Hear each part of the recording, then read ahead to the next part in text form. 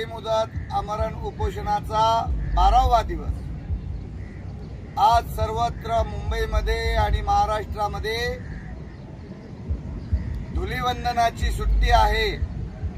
आज मुंबई शहर आणि या आझाद मैदानामध्ये सुद्धा स्मशान शांतता आहे। सर्व मुंबईकर आज रंग खेळण्यामध्ये व्यस्त आहेत।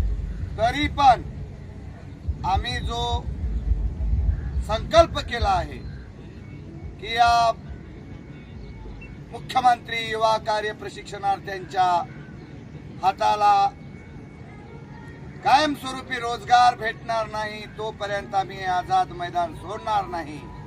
त्यानुसार आज आम्ही धुलीवंदनाचं सुद्धा या आझाद मैदानामध्ये आम्ही एकमेकांना रंग लावून आम्ही धुळवड पण साजरी केलेली आहे आणि या धुलीवंदनाच्या आपल्या सर्वांना मी हार्दिक शुभेच्छा देतो।